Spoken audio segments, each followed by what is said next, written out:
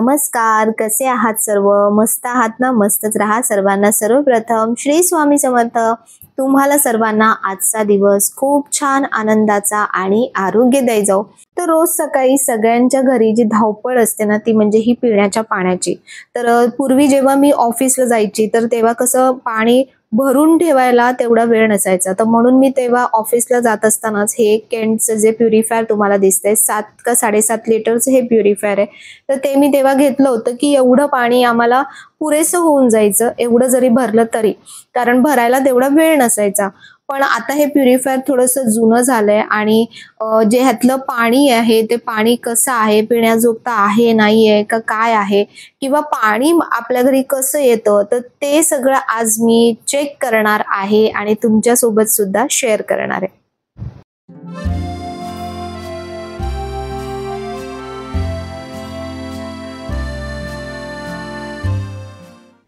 तर चला आता आपण मेन मुद्द्यावर येऊया.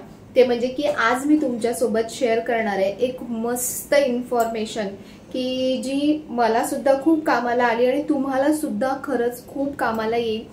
सगळ्यात महत्त्वाची गोष्ट म्हणजे आपल्याला जगण्यासाठी सगळ्यात महत्त्वाच्या ज्या गोष्टी असतात त्या म्हणजे अन्न, वस्त्र, निवारा आणि त्यामध्ये आणखीन एक खूप महत्त्वाची गोष्ट असते ती म्हणजे की पाणी. पाण्याशिवाय आपण जगू शकत नाही. पण आपण जे पाणी पितो, आपण जे फिल्टर करतो किंवा नळातून जे पाणी येतं ते कुठल्या प्रकारचं असतं, कसं असतं, काय असतं, फक्त फिल्टरमधून पाणी आलं म्हणजे ते एकदम प्युअर झालं असं आपले जे सो कॉल्ड समज आहेत ना, तर ते खूप चुकीचे आहेत. की वॉटर फिल्टरमधून पाणी आलं, फिल्टर होऊन आलं म्हणजे ते चांगलंच पाणी आहे. तर ही गोष्ट मलाही माहिती नव्हती आणि तुम्हाला माहिती आहे की माझ्याकडे केंटचा हा जो वॉटर प्युरिफायर आहे हा जवळपास 10 ते 12 वर्ष झाले या प्युरिफायरला. आणि त्यानंतर याच्यामध्ये आहेत बऱ्याच प्रकारचे फिल्टर.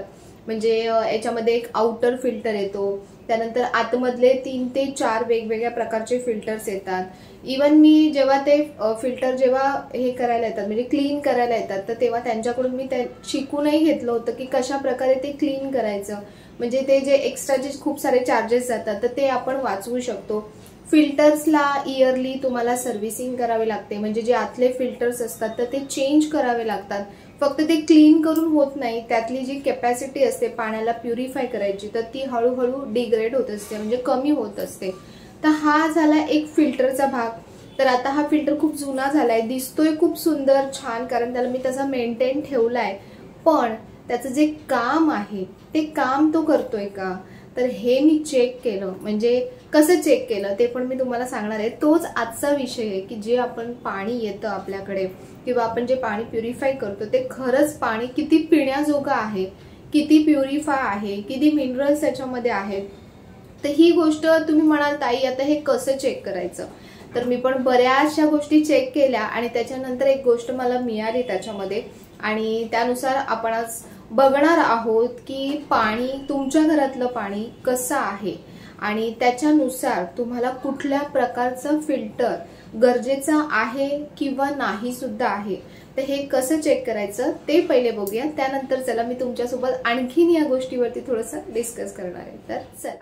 तर पाणी चेक करण्यासाठी पहिली आपल्याला गरज लागेल ती म्हणजे वेगवेगळ्या प्रकारच्या पाण्याची. तर आता सध्या माझ्याकडे तर 2च पाणी म्हणजे 2 प्रकारचंच पाणी अवेलेबल आहे. ते म्हणजे की हे प्युरिफायर मधून जे पाणी येतंय ते आणि दुसरं म्हणजे की जे नळाचं डायरेक्ट आपल्याला सकाळी जे पाणी येतं ते.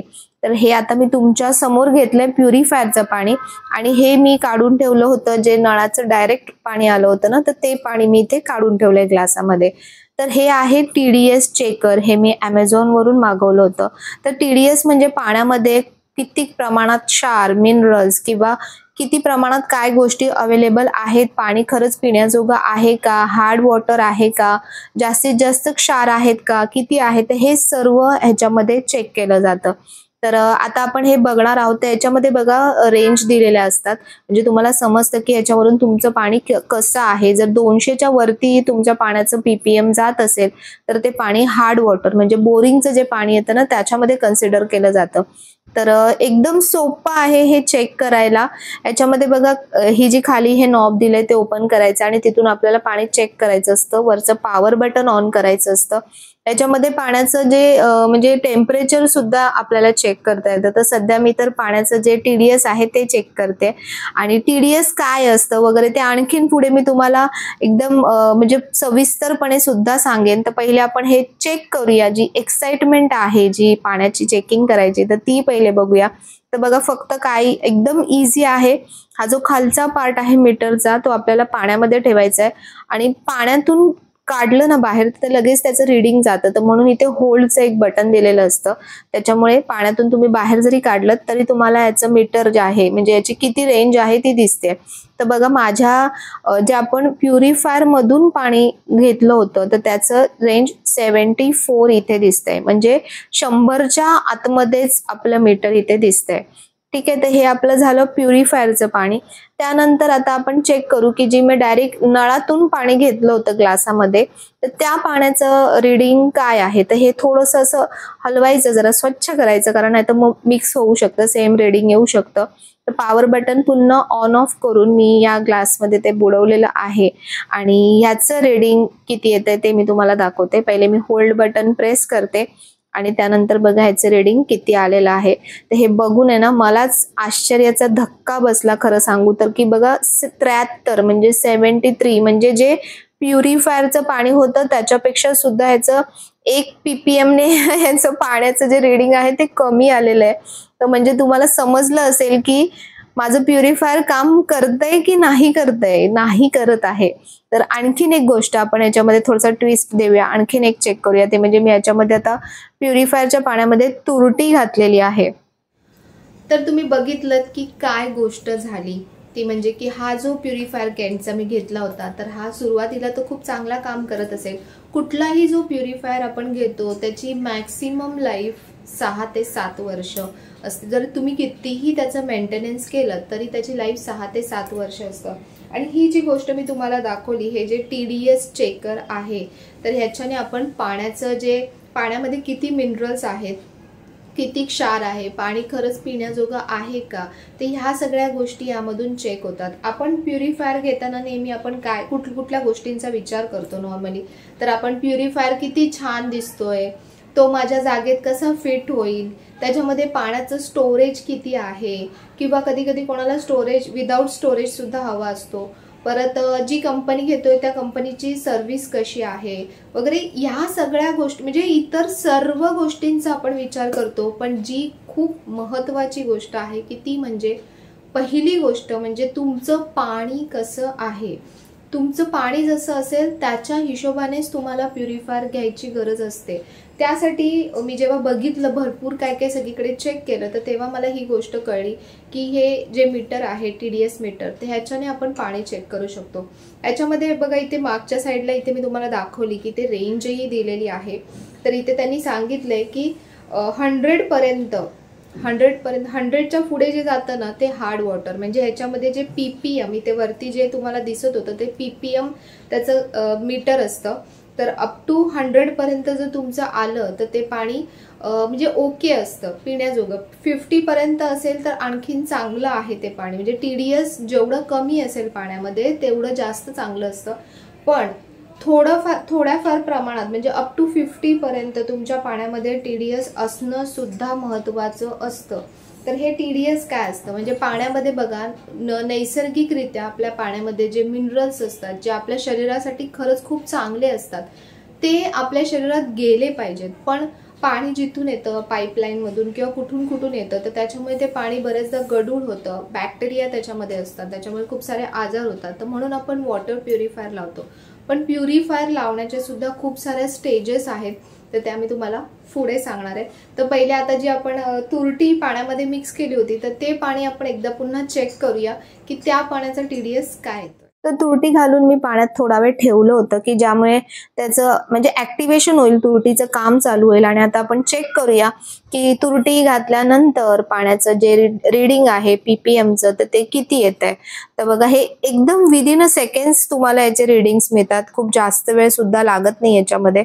तर आता याचं रीडिंग जे आहे ते मी होल्ड करते आणि तुम्हाला दाखवते की याचं काय रेडिंग आलंय. तर याचं जे रेडिंग आलंय ते आहे 91. म्हणजे पाण्यामधले जे क्षार आहेत ते आणखीन जास्त वाढले. म्हणजे माझं जे नळाचं पाणी येत होतं त्याच्यापेक्षा तुरटी घातलेल्या पाण्याचं क्षार आणखीन जास्त येतंय. तर समजा बोरिंगचं पाणी असतं, माझ्याकडे सध्या बोरिंगचं पाणी येत नाहीये, बोरिंगचं पाणी असतं तर ते पण आपल्याला चेक करता आलं असतं याच्यामध्ये. तर अशा प्रकारे कुठल्याही प्रकारचं मिनरल वॉटर्सचं वगैरे पाणी आपण चेक करू शकतो की या पाण्याची ॲक्युरेसी काय आहे. तर बघा, मी तुम्हाला मुद्दामून हे परत दुसऱ्या याच्यामध्ये पण घालून दाखवलं की खरंच हे मीटर काम करतंय का की फक्त असंच आहे. तर तुम्ही बघितलं की पाण्यामध्ये जेव्हा तुरटी घातली तर तुरटी घातल्यानंतर त्या पाण्याचं TDS पटकन जम्प केलं. ते म्हणजे 92, 93, 94च्या रेंजला ते गेलं. म्हणजे पाण्यातले जे पण काही खराब जे द्रव्य असतात ना ते पाण्याच्या वरती तरंगायला लागतात. आणि तुरटी तुम्हाला माहिती, पहिले जेव्हा फिल्टर अवेलेबल नव्हते तर तेव्हा तुरटी टाकली जायची पाण्यामध्ये आणि ते पाणी गाळून मग त्याचा पाण्याचा वापर केला जायचा. तेच पाणी जर गाळून घेतलं असतं कपड्यातून तर त्याचा TDS लेवल कमी आला असता. इथे त्यांनी जी रेंज दिली आहे की how pure is your water, म्हणजे आपलं पाणी कसं प्युअर आहे. तर जेव्हा 0 यांनी दिलं की 0 ज्याची रेंज असेल तेव्हा ते पाणी एकदम प्युअर असतं. म्हणजे जे आरो मधून जे पाणी येतं, आरो फिल्टर जे यूज करतात तर आरो मधून जे पाणी येतं ते एकदम प्युअर म्हणजे 0 TDS लेवल असतं त्याचं. पण आरो वॉटर म्हणजे आरो फिल्टर सगळ्यांनाच गरजेचे आहेत बसवणं असं नाहीये. तुम्ही बघा, मी फिल्टर रिसेंटली बघायला गेली होती. आता माझ्याकडे हा केंटचा आहे, मी LGचा बघितला, आणखीन एओस्मिथचा बघितला, असे बरेचसे फिल्टर्स चेक केले, प्युरिटचा बघितला. तर त्याच्यामध्ये जे बेसिक जे फिल्टर्स आहेत ना ते 15,000 16,000 अशा रेंजमध्ये आहेत. आणि त्याच्यानंतर जे आरोचे जे फिल्टर्स चालू होतात तर ते 25,000 30,000 अशा रेंजमध्ये आहेत. तर आपल्या डोक्यात हा समज घालून ठेवलाय की आरो फिल्टर्स यूज केले तरच आपलं पाणी पिण्याजोगतं असतं. तर तसं नसतं. आता तुम्ही बघत असाल की गावा ठिकाणी वगैरे पाणी जड असतं, प्यायला पचायला जड असतं, पण ते शरीराने दणकट असतात. त्यांची कॅपॅसिटी शरीराची तेवढी चांगली, म्हणजे जी क्षमता असते ना ती उलट शरीराची वाढलेली असते. कारण पाण्यामध्ये नैसर्गिकरित्या काही मिनरल्स असतात की जे आपल्या शरीरासाठी खरंच खूप चांगले असतात. आणि आरो फिल्टर्स काय करतात, पूर्ण पाण्यामधलं जे पण काही सगळं असेल, कारण त्याच्यामध्ये एकदम बारीक असं पाणी पूर्ण फिल्टर होऊन येत असतं, तर त्याच्यामुळे संपूर्ण पाण्यामधलं सगळं गाळून फक्त निव्वळ पाणी H2O जसं म्हणतात ना ते फक्त आपल्याला मिळतं. म्हणजे एक चोथा आपण म्हणतो ना, पाण्याचा चोथा असं म्हणता येईल, तो फक्त चोथा तुम्ही पित असता. त्या पाण्यात काहीही नसतं की जे तुमच्या शरीरासाठी चांगलं ठरेल. तर म्हणून डिसाईड केलं की माझ्या पाण्याचा जो TDS आहे तो 73 74. आणि तुम्ही बघितलं असेल की मी जे टॅप वॉटर म्हणजे नळातून जे पाणी आलेलं त्याचं पण चेक केलं आणि फिल्टरच्या पाण्याचं चेक केलं, दोघांचं सेमच येतंय. म्हणजे माझा फिल्टर काहीही काम करत नाहीये. समजा माझा फिल्टर काम करत असता चांगल्या प्रकारे तर माझ्या पाण्याचा जो TDS लेवल आहे तो खूप कमी आला असता, कारण पाणी प्युरिफाय होऊन येते. तर इथे पाणी प्युरिफाय अजिबात होऊन येत नाहीये. हे चेक करणं सुद्धा खूप महत्वाचं आहे की तुमचं फिल्टर खरोखर काम करतोय का फक्तच तुम्ही इलेक्ट्रिसिटी वेस्ट करताय त्या फिल्टरसाठी. आणि मी मस्तपैकी त्याला साफ करून छान त्यातलं पाणी मडक्यामध्ये टाकते, म्हणजे माझ्या माठामध्ये टाकते, हंड्यामध्ये टाकते, तेच पाणी मी यूज करते. तर समजा विदाऊट फिल्टर सुद्धा मी पाणी प्याली तरी मी तेच सेम पाणी पिणार आहे, तरी माझी इलेक्ट्रिसिटी एवढी वीज मी वाया घालवते. तर हे मला कसं समजलं, याच्यामुळेच मला समजलं की या मीटरमुळे, TDS मीटर जे आहे त्याच्यामुळे मला समजली ही गोष्ट. आणि पाणी तर आपल्याला समजतंय, प्लस तुम्ही कुठला प्युरिफायर यूज करायला पाहिजे ही सेकंड स्टेज त्याच्यामध्ये. ते इथे जसं दिलंय त्यांनी की 0 लेवल अप टू, पण याच्यामध्ये कसं माहिती का, अप टू 50 पर्यंत तुमचा जर पाण्याचा TDS असेल तर तुम्हाला अगदी साधं प्युरिफायर म्हणजे ज्याच्यामध्ये फक्त UV UF. तर UV कशाला की आता पाणी बघा कुठून कुठून फिरून ट्रान्सफॉर्म होऊन पाईप मधून वगैरे सगळीकडून येत असतं. तर जेव्हा पाणी येतं तर त्या पाण्यामध्ये बराचसा बॅक्टेरिया असतो, जसे जसे आजार काही ना काही येत असतात तर ते आजार बॅक्टेरियाच्या स्वरूपात पाण्यामधून येत असतात. तर ते पाणी बॅक्टेरिया त्यातून निघाला पाहिजे आणि प्युअर पाणी आपल्याला आलं पाहिजे. जसं आपण पहिले म्हणजे हे नव्हते, फिल्टर्स वगैरे नव्हते, तर पहिले पाणी गाळायचो आणि म्हणजे पाणी बॉईल करायचो, उकळवायचो, त्यानंतर गाळायचो आणि त्याच्यानंतर ते पाणी प्यायचो. तर तशीच प्रोसिजर ती फिल्टरमध्ये होत असते आणि शुद्ध पाणी आपल्यापर्यंत येत असतं. तर म्हणून तुमचा जर पाण्याचा TDS 100च्या आतमध्ये असेल तर तुम्हाला आरोची अजिबात गरज नाहीये। तुम्हाला फक्त UV UF म्हणजे तुमचा बजेट बघा किती कमी होतो। तुम्ही 10 ते 15 हजारच्या आतमधले चांगल्यातले चांगले प्युरिफायर तुम्ही वापरू शकता। तुमचं पाणी जर 100 पेक्षा जास्त TDS मध्ये येत असेल तर ते हार्ड वॉटर म्हणजे जे बोरचं पाणी असतं, बोरिंगचं पाणी असतं ते कन्सिडर होतं। आणि त्याच्या म्हणजे 150-100 पेक्षा जास्त असेल तर तेव्हा तुम्हाला आरो लावण्याची गरज असते, कारण आरो लावल्यानंतरच तो जे बोरिंगचं खूप जड पाणी असतं तर ते तो प्युरिफायर करायचं काम करत असतो। त्याच्यामध्ये सुद्धा आता मी जेव्हा बघायला गेली होती प्युरिफायर तर तेव्हा एक गोष्ट तिथे पण कळली की असे पण काही फिल्टर्स आहेत की जे आरो वापरतात, म्हणजे आरो म्हणून समजले जातात, पण ते पाण्यातले मिनरल्स न काढता पाणी प्युरिफाय करतात। तर पाण्याच्या बाबतीत सुद्धा इतक्या साऱ्या गोष्टी असतात आणि इतका सारा गोंधळ असतो हे मला पहिल्यांदा कळलं। आणि जो मी फिल्टर खरंच एवढा छान असं मस्त ठेवलाय आणि मस्त त्याला वापर देतो तो खरं काहीच काम करत नाहीये, ही गोष्ट जेव्हा मला कळली ना मला खूप आश्चर्याचा धक्का बसला। कारण खरं सांगते की सर्व्हिसिंगसाठी त्याचे चार्जेस जातात, प्लस त्याचे फिल्टर, वर्षाला जे फिल्टर चेंज करतो, एक फिल्टर त्याचा 1000 रुपयाचा एक फिल्टर आपण चेंज करतो। आणि समजा ते पाणी सेम तसंच पाणी येत असेल तर मग तुमचं वेस्टेज ऑफ मनी आहे, वेस्टेज ऑफ इलेक्ट्रिसिटी आहे आणि तुम्ही प्युअर पाणी पिताय आणि छान राहताय, ही जी समज आहे ही पण पूर्णपणे तिथे म्हणजे फेल होऊन जाते। तर म्हणून असं नको व्हायला, आपण स्वतःची गफलत नको करायला। तर हे जे TDS मीटर आहे ते हे मी भरपूर ठिकाणी 1-2 ठिकाणी प्रत्येकाच्या कोणाच्या घरी जाऊन सुद्धा मी पाणी चेक केलं, कारण मला एक उत्सुकता होती की खरंच माझ्या घरी पाणी असं आहे, मग इकडे कसं आहे, तिकडे कसं आहे।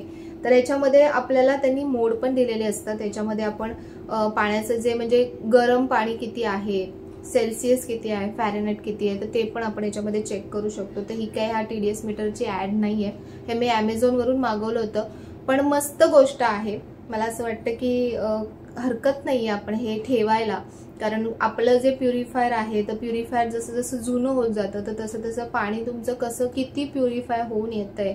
इवन तुम्ही हे कॅरी सुद्धा करू शकता, तुम्ही जिथे कुठे बाहेर ट्रॅव्हलिंग मध्ये वगैरे जाता तिथलं पाणी कसं आहे ते पण तुम्ही चेक करू शकता। जे तुमच्या मिनरल बॉटल्स येतात, जे आपलं बिस्लेरी वगैरे आपण जे पाणी पितो त्या पाण्याचा सुद्धा तुम्ही TDS चेक करू शकता। तुम्हाला पाणी कळेल की कसं पाणी, कुठलं पाणी तुम्ही पिताय ते किती प्युअर आहे।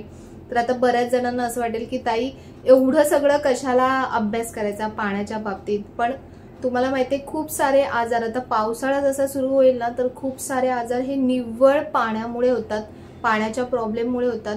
आणि जर तुम्ही खरंच इतका आपण जर प्युरिफायरसाठी जर इतका पैसा खर्च करतोय, इतका वेळ देतोय आणि त्याच्यावर आपण एवढं डिपेंड राहतोय, तर ही एक छोटीशी बेसिक गोष्ट आहे जी करणं खूप गरजेचं आहे। असं नाही की सगळ्यांनीच ही गोष्ट घ्या, पण एकाने जर घेतली तर तुम्ही आजूबाजूला त्यांना पण दाखवू शकता, देऊ शकता, म्हणजे इतरांना तुमच्या नातेवाईकांमध्ये वगैरे। आपण काय ही गोष्ट काय ठेवून याचं काय एवढं होणार नाहीये, तर त्याच्यामुळे जितकं यूज करता येईल तितकं यूज करू शकतो तुमच्या नातेवाईकांकडे वगैरे, त्यांच्याकडे सुद्धा त्यांना ही गोष्ट हेल्पफुल ठरू शकते।